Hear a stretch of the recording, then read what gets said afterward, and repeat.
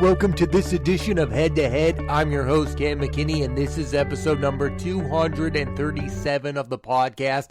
And on this episode, I am talking about all the big moves that have been made so far during the baseball offseason. Because after weeks of being dormant, the baseball offseason is finally starting to get exciting, and the first move that needs to be discussed is outfielder Aaron Judge returning to the New York Yankees on a 9-year, $360 million deal. The 31-year-old outfielder will be 40 at the end of this contract. The Yankees' main competition came in the form of the San Francisco Giants. There's a few ways to look at this deal. The Yankees cost themselves a lot of money by not signing Judge last offseason. The other is that they had to do this. When a player has an all-time season like Judge did, he's going to get paid an all-time contract. It worked out for both sides. Judge would not have put up the same power numbers in San Francisco,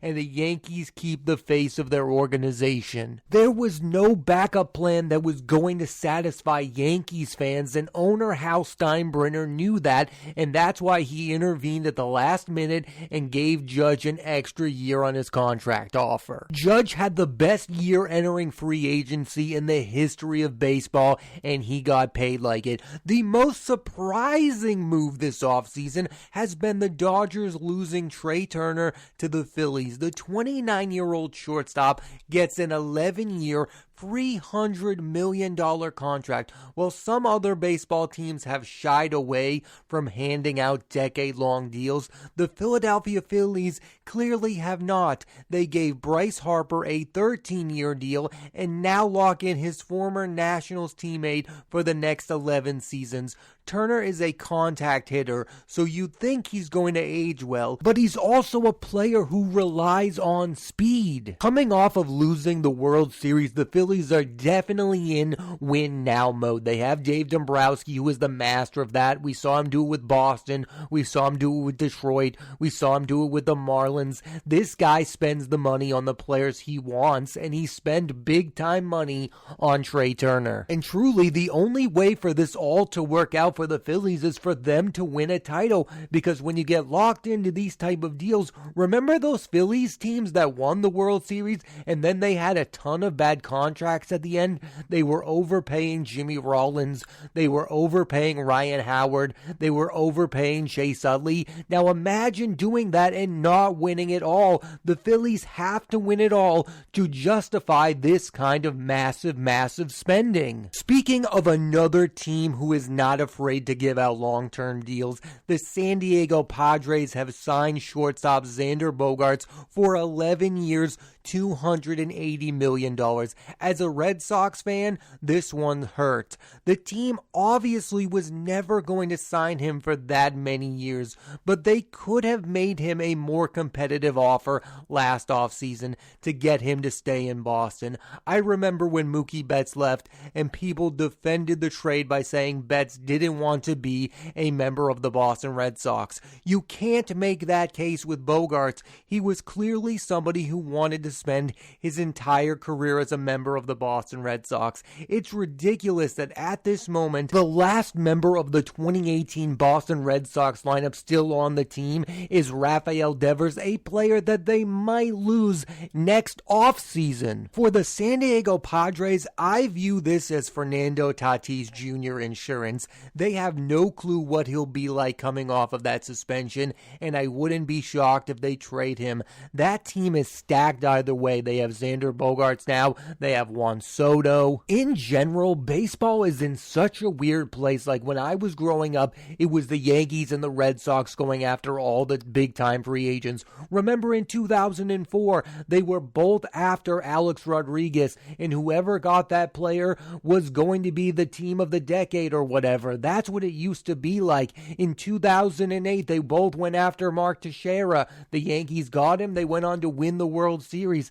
That's what it used to be like. Those were the teams spending the most amount of money. Now we're in this weird spot where the teams spending the most amount of money are the Philadelphia Phillies and the San Diego Padres, while the Yankees are just holding on to their star player, and the Red Sox are letting their star player go to the Padres. I grew up when the Red Sox were stealing stars from the Padres, like Adrian Gonzalez. This is a really weird role reversal for the Red Sox. And yes, following the team all of these years, I know they have been burned by some bad deals. Carl Crawford, Chris Sale, David Price, John Lackey, Hanley Ramirez, Pablo Sandoval. The list goes on, but you were able to survive giving out those bad deals. You need to be a big-time spending team. You are the Boston Red Sox. You are a marquee franchise that players are going to want to play for if you are willing to give them fair value. You don't need to overpay. I would have been mad if the Red Sox gave Xander Bogarts 11 years and $280. But my problem is I think we all believe he could have stayed a member of the Red Sox for far less. The Red Sox are one of those organizations that need to have star power in their lineup, and right now they have only one real star, and that's Rafael Devers, and we don't even know of his future. Is he going to want to remain a member of the Boston Red Sox now that Xander Bogarts is gone? There's so many questions up in the air when it comes to this organization. I grew up again watching David Ortiz, Manny Ramirez, then to go to Xander Bogarts and Mookie Betts. I don't necessarily need the team to spend an absurd amount of money, but I need the team to have star power, and right now it doesn't. And on the other end of things, the Yankees aren't spending like they used to. They used to give out some really bad contracts themselves. AJ Burnett, some of them worked out. CC Sabathia, they were big-time spenders back in the day. They are no longer. Now they're just keeping their own player, but at the very least, they kept Aaron Judge. They know in New York you need to have a face of the franchise, and Aaron Judge is clearly the face of the New York Yankees. And maybe the Yankees will do some more spending this offseason. I mean, they have spent more than the Red Sox recently. They did go after Garrett Cole, Giancarlo Stanton. Some of those deals have worked better than others. It's just really weird that the Yankees and Red Sox are no longer the gigantic spenders that they once were, that they're being blown out by the Phillies, Padres, and then you can add the Dodgers. Let's talk about the other New York baseball team, the one that's in the National League.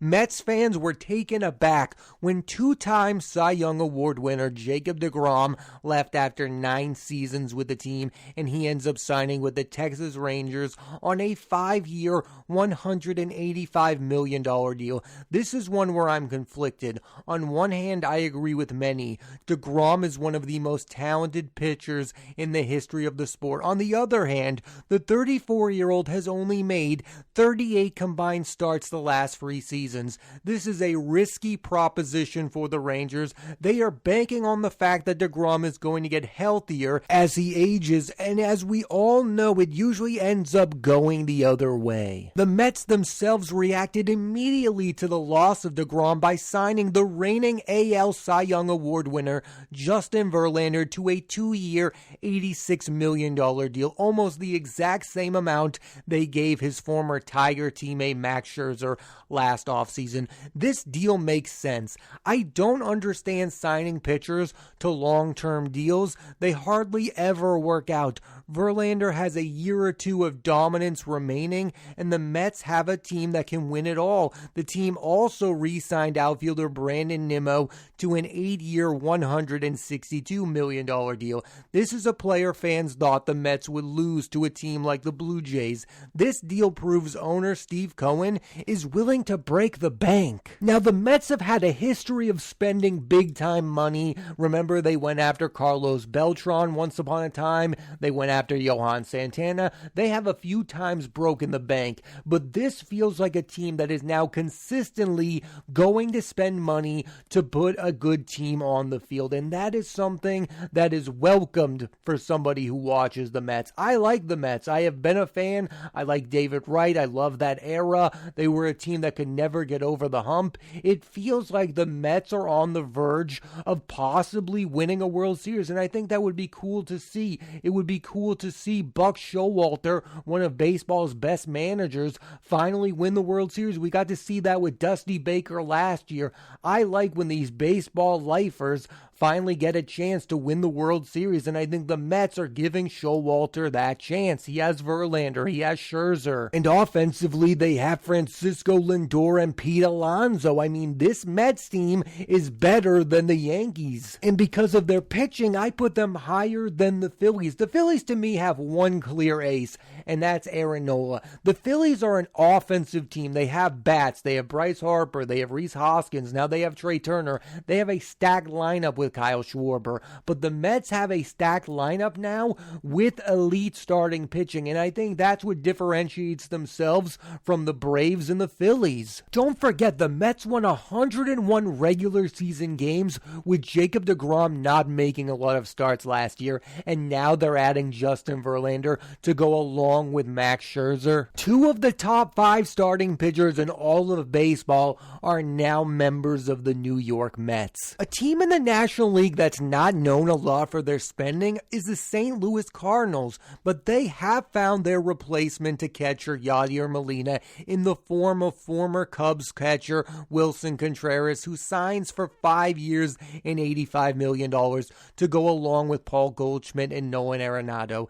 Tough beat for the Cubs fans to lose him to a divisional rival. It never makes sense to me as to why they did not trade him during the trade deadline. I felt the same way with the Red Sox when it came to Xander Bogarts. If you're not going to keep these star players and you know that they're going to be free agents, why not capitalize on a move and get a young player to replace these guys? You're never going to fill the void of a Wilson Contreras or a Xander Bogarts, but you can get something back for them. I think it's great that the Cardinals have had this organizational awakening and are spending big time money on Nolan Arenado, Paul Goldschmidt, and now Wilson Contreras, but there's another part of me that thinks that when the team was at their best, they were developing young stars out of Albert Pujols, Yadier Molina, and Adam Wainwright, not by taking other players' teams. Like, it's great, you got Paul Goldschmidt, he won an MVP, you have Nolan Arenado, I feel like he already had his best years with Colorado. If you look throughout the history of baseball, the best teams are the ones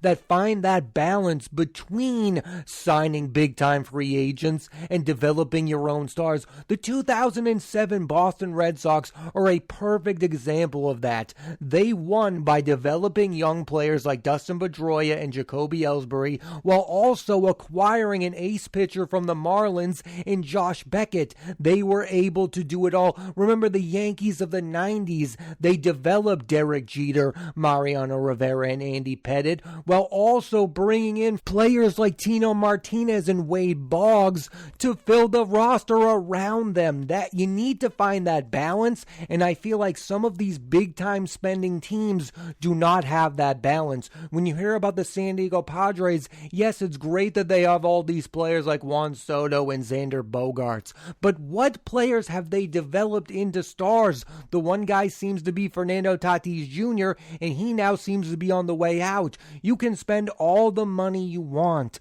but to develop a really great team, there needs to be that balance, and I feel like the Padres don't have that balance. The Phillies really don't have that balance. I think the Braves are what most teams should aspire to be. The Braves have developed their star players, Ronald Acuna Jr. They've signed him to a long-term deal, but they're also bringing in players from the outside to add to that. They got a Matt Olson to replace a Freddie Freeman. Let me put this another way. I balk at the idea of spending for somebody to become the face of your organization. I feel like that's something that should happen organically. Like Aaron Judge going to the Giants never made sense to me because you don't know if he's going to perform with the Giants. I know you get him and he immediately becomes the biggest name on your roster, but that doesn't make him the face of your organization. He has a history with the New York Yankees and their fans.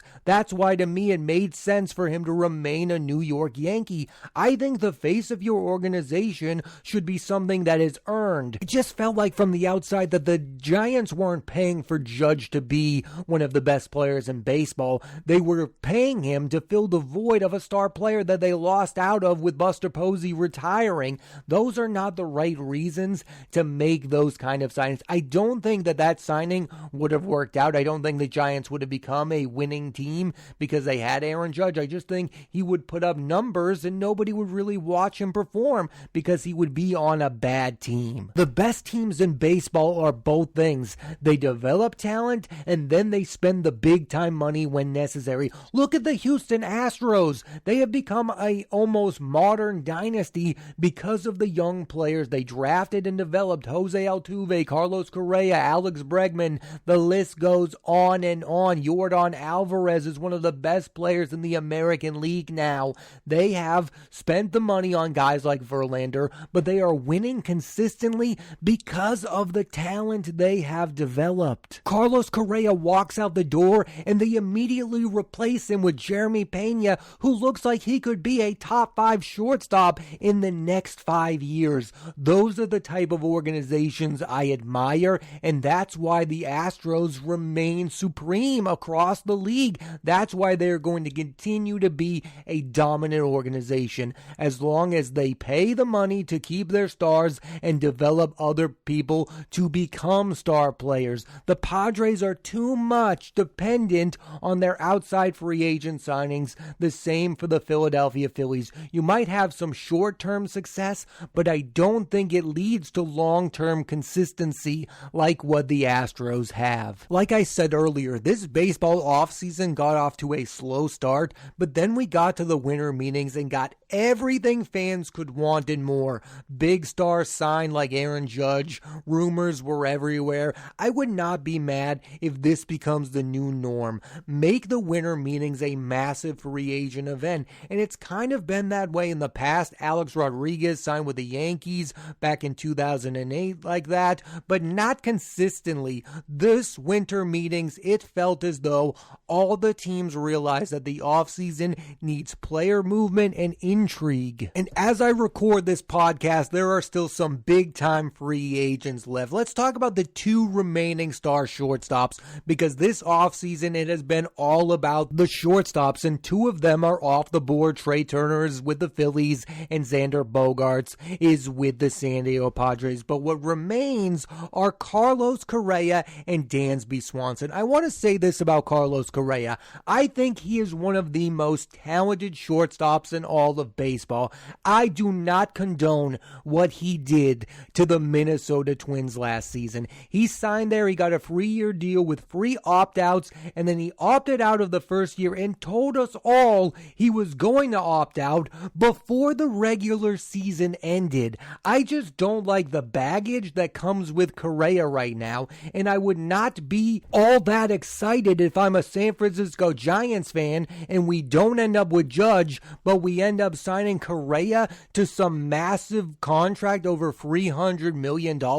I think that's risky. The guy has health issues, and I also think he has a bit of an attitude issue. As for Swanson, he has been linked to almost every team in need of a shortstop. The Chicago Cubs, he could go back to the Atlanta Braves, the Dodgers maybe, now that they don't have Trea Turner. I would suspect him going back to the Atlanta Braves because they are the type of team that develops these players and then ends up keeping him. And last offseason, they let Freddie Freeman go, but they had a replacement in the form of Matt Olson. I just don't know where they're going to find a replacement for Dansby Swanson. I can't imagine that the money is going to be that big for Swanson. But then again, I never could have foreseen Xander Bogarts getting the deal that he got. And then when it comes to starting pitchers with Justin Verlander and Jacob deGrom off the board, the biggest pitcher remaining is left-hander Carlos Rodon.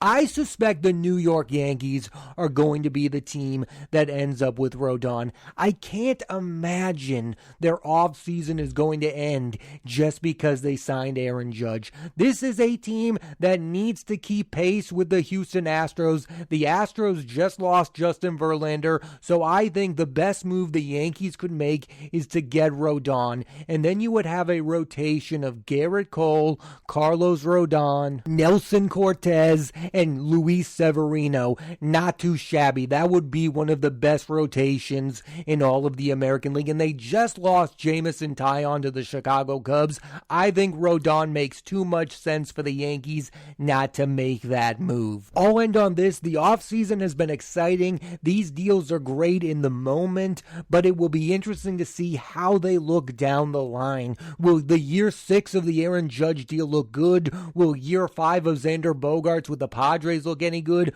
Trea Turner with the Phillies? When you give out these massive long-term deals, you have to win big in order to justify keeping these guys in their late 30s. Teams are spending through the roof because there's now more wild cards than ever. There's now chances for you to win the World Series when in other years there really wasn't. You just saw the Phillies make the World Series as a wild card team, and now everyone thinks they can do it. The Padres think they could be that team that dethrones the Dodgers and take the NL West. You have the Mets, you have the Phillies, you have the Braves. The National League is stacked. I think the American League needs to start spending some more money this offseason. Thanks for listening to this edition of Head to Head. I'm Cam McKinney, and there'll be a new episode of the podcast every Monday on Apple Podcasts and Spotify, so please rate, review, and subscribe.